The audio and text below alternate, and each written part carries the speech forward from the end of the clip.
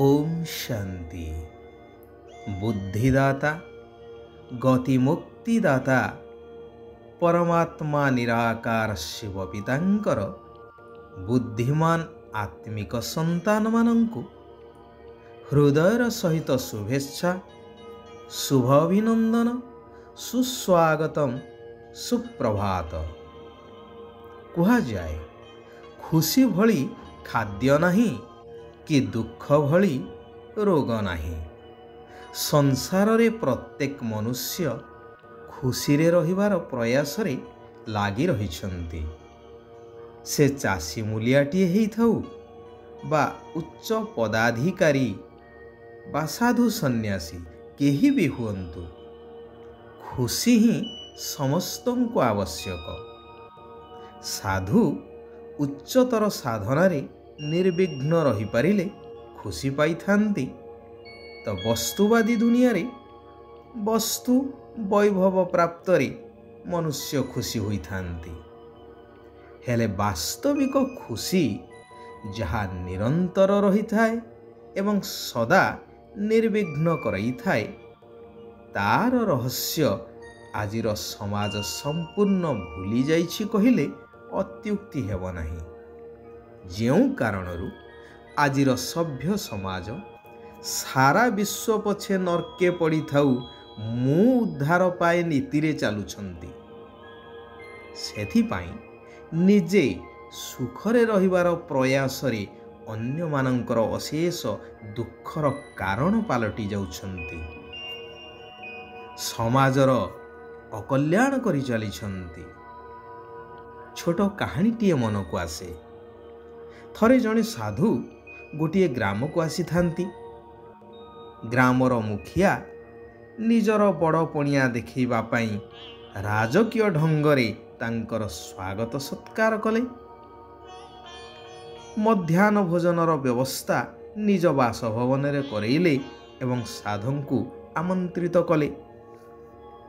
भोजन चालुथिबा समय रे मझिरे मझिरे मुखिया साधुंकु पचारुथांती, महात्मा आपणक पाई ही एते प्रकारर सुस्वादु भोजनर बंदोबस्त करैछि, कारण आपण तो संसार त्यागी। ये सबु जिनिस आपणकु कोन शिष्य माने देउथिबे कि सबुदिन? साधु सामान्य आहार ग्रहण करी स्मित हसी कहिले, वास्तविक कथा। सेइथिपाई ए सबु खाद्य मु स्वाभाविक भावरे ग्रहण करि पारु नाही, जेहेतु मोर अभ्यास नाही। एही सबु राजस्य बा राजकीय खाद्य खाइबार मु अभ्यस्त नुहे। आमे साधु लोक। साधु उठी गले। तांकर विश्राम पाई मध्य सुंदर व्यवस्था करैथिले मुखिया। सेवक को मध्य नियोजित करिथिले साधुंकर सेवा करिबा पाई। साधु विश्राम करन्ते सेवक जाई प्रणाम जणाई कहिले, महाराज दया करी मते आपणक पाद स्पर्श करिवार सुजोग देले मु धन्य हुअन्ती। साधु व्यक्ति जनंकर सही सेवकर सरलता को देखी आनंदरे कहिले, ठीक अछि। सेवक पाद सेवा करू करू अनुनय एवं श्रद्धा भरा कंठरे कहिला, प्रभु मु गरीब लोक, मुखियांक भली मु आपणकर सत्कार करि परिबि नाही, हेले मो मन व्याकुल हेउछि। दया करी आजि रात्रि भोजन मो भंगा कुड़ियारे करी मो कुलर कल्याण करंतु, मो जीवन को सार्थक करि दियंतु एवं मो मनस्कामना को पूर्ण करि दियंतु। एहा कहथिबा समय रे लोकटीर आखिरु आनंदर अश्रु झरी जाउथिला। साधु तांको सांत्वना दे कहिले, ठीक अछि, आज मु तुम घरे रात्रि भोजन करिबी। साधु गले। गरीब लोकटी एवं तार परिवार साधु को प्रणाम जणाई यथोचित सम्मान जणैले। आसन पकई दे खाद्यर ବ୍ୟବସ୍ଥା କଲେ।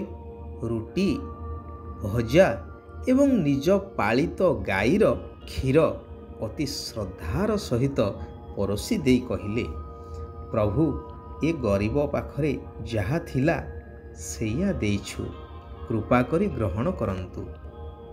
ସାଧୁ ସେସବୁ ଆନନ୍ଦ ମନରେ ଖାଇଲେ ଏବଂ ଆହୁରି ମାଗିକି ମଧ୍ୟ ଖାଇଲେ। ତାଙ୍କୁ ବହୁତ ସନ୍ତୁଷ୍ଟି ଲାଗିଲା, ଖୁସି ମଧ୍ୟ ଲାଗିଲା, ଯେହେତୁ ଲୋକଟି ଅନ୍ତରର ସହିତ ଆନନ୍ଦରେ ଶ୍ରଦ୍ଧାପୂର୍ବକ ତାହା ପ୍ରସ୍ତୁତ କରିଥିଲା। ସେଇଥିପାଇଁ ମଧ୍ୟ ଲୋକମୁଖର କଥାଟିଏ ଅଛି କି ହଗୁରି ହାତରୁ ଖାଇବ ପଛେ ଉଘେଇ ହାତରୁ ଖାଇବ ନାହିଁ। ଅର୍ଥାତ୍ ଗରିବ ମଳିମୁଣ୍ଡିଆ ସାଧାରଣ ଲୋକଟିଏ ହେଇଥାଉ, ଶ୍ରଦ୍ଧାରେ ଯାହା ଦେଲେ ତା ହାତରୁ ଖାଇବା ବହୁ ଗୁଣରେ ଭଲ। ଯିଏ 36 ପ୍ରକାର ଭୋଜନ ଦେଇ ମୁଁ ଦେଇଛି କହି ହୋଇଥାଏ। ଯେହେତୁ ଅନ୍ନର ପ୍ରଭାବ ମନ ଉପରେ ବହୁତ ଗଭୀର ଭାବରେ ପଡ଼ିଥାଏ। ପରମାତ୍ମା ପିତା କହୁଛନ୍ତି, ମୁଁ ତୁମକୁ ଜ୍ଞାନ ରୂପକ ସାକାରିନ୍ ବା ମଧୁ ଦେଉଛି। ସେହି ମଧୁ ବୁନ୍ଦା ହେଉଛି ମନ୍ମନା ଭବର, ଯାହା ଗୀତାରେ ମଧ୍ୟ ଉଲ୍ଲେଖ ଅଛି। ମନ୍ମନା ଭବ ମହାମନ୍ତ୍ର। ଏହା ମୁଖରେ ଉଚ୍ଚାରଣ କରିବାର ନାହିଁ କି ମାଳା ଜପିବାର ନାହିଁ, ମନେ ମନେ ସ୍ମରଣ କରିବାର କଥା। ଏହାକୁ ନିଜେ ପାନ କରିବା ସହିତ ଅନ୍ୟମାନଙ୍କୁ ମଧ୍ୟ ପାନ କରାଇ ଚାଲ। ଯେହେତୁ ସାରା ଦୁନିଆ ବର୍ତ୍ତମାନ ମୋର ବାସ୍ତବିକ ପରିଚୟକୁ ଭୁଲି ଯାଇଛି, ତେଣୁ ତୁମେ ସନ୍ତାନମାନେ ଏବେ ମୋ ଦ୍ୱାରା ମୋର ପରିଚୟକୁ ଜାଣିଛ। ତୁମ ନିଜର ପରିଚୟକୁ ପ୍ରାପ୍ତ କରିଛ ଯେ ଆମେ ସବୁ ଆତ୍ମା, ଜ୍ୟୋତିବିନ୍ଦୁ ନିରାକାର ଏବଂ ପରମାତ୍ମା ପିତା ମଧ୍ୟ ଜ୍ୟୋତି ସ୍ୱରୂପ ନିରାକାର। ମୋର ବାସ୍ତବିକ ସତ୍ୟ ପରିଚୟ ସମସ୍ତଙ୍କୁ ପ୍ରଦାନ କରିଚାଲ। ଏହା ହିଁ ହେଉଛି ସଚ୍ଚା ଖୁସିର ଖୋରାକ, ଯାହା କୁହାଯାଏ ଖୁସି ଖେରାଫତ। ତୁମେମାନେ ଶ୍ରୀମତ ଆଧାରରେ ସମସ୍ତଙ୍କୁ ଖୁସିର ଖୋରାକ ଖୁଆଇ ଚାଲ।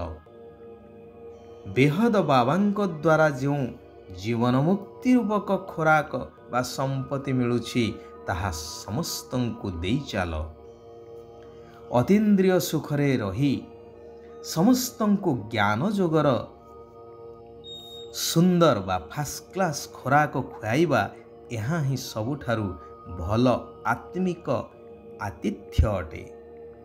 ଆତ୍ମା ଭାଇକୁ ଦେଖିବାର ଅଭ୍ୟାସ କରିବା ଦରକାର। ନିଜକୁ ଆତ୍ମା ମନେକରି ଆତ୍ମା ଭାଇକୁ ଜ୍ଞାନ ଦେବାକୁ ହେବ। ମହାବୀର ହୋଇ ଏହି ଆଦେଶକୁ ପାଳନ କରିବା ଦରକାର। ଯଦି ତୁମକୁ କେହି ଓଲଟା ସିଧା କଥା କହୁଛି, ତେବେ ତୁମମାନଙ୍କୁ ଚୁପ୍ ରହିବାକୁ ହେବ। କାରଣ ତାଳି ତ ଗୋଟିଏ ହାତରେ ବାଜି ନଥାଏ ନା। ଯଦି ଜଣେ ମୁଖ ଦ୍ୱାରା ତାଳି ବଜାଉଛି ଅର୍ଥାତ୍ କହି ଚାଲିଛି, ଅନ୍ୟ ଜଣେ ଚୁପ୍ ରହିଗଲା, ତେବେ ସିଏ ଆପେ ଆପେ ଚୁପ୍ ହେଇଯିବ। ଶିବ ବାବା ବରଦାନ ଦେଉଛନ୍ତି, ଅମୃତ ବେଳା ବା ବ୍ରାହ୍ମ ମୁହୂର୍ତ୍ତର ମୂଳଦୁଆ ଆଧାରରେ ସାରା ଦିନର ଦିନଚର୍ଯ୍ୟାକୁ ଠିକ୍ ରଖୁଥିବା ସହଜ ପୁରୁଷାର୍ଥୀ ହୁଅ। ଯେପରି ଟ୍ରେନ୍କୁ ତାର ଲାଇନ୍ ଉପରେ ଛିଡ଼ା କରାଇଦେଲେ ତାହା ଆପେ ଆପେ ନିଜ ରାସ୍ତାରେ ଚାଲିଥାଏ, ସେହିପରି ତୁମେମାନେ ପ୍ରତିଦିନ ଅମୃତ ବେଳାରେ ଶ୍ରେଷ୍ଠ ସ୍ମୃତିର ରେଖା ଉପରେ ଛିଡ଼ା ହେଇଯାଅ। ସାରା ଦିନ ସ୍ୱତଃ ହିଁ ସହଯୋଗ ମିଳୁଥିବ ଏବଂ ପୁରୁଷାର୍ଥ ମଧ୍ୟ ସହଜ ହେଇଯିବ। ଯଦି ବାବାଙ୍କର ସହଯୋଗକୁ ଗ୍ରହଣ କରିବାକୁ ଚାହୁଁଛ, ତେବେ ମନ ଆଉ ବୁଦ୍ଧିକୁ ଏକାଗ୍ର କରିନିଅ। ଆଚ୍ଛା, ଆଜି ପାଇଁ ଏଇଠାରେ ଆମେମାନେ ବିରାମ ନେବା। सारा विश्वर आत्मा मानकर कल्याण हेउ समस्ते सुख आउ शांतिर अनुभव करंतु। ओम शांति, ओम शांति, ओम शांति।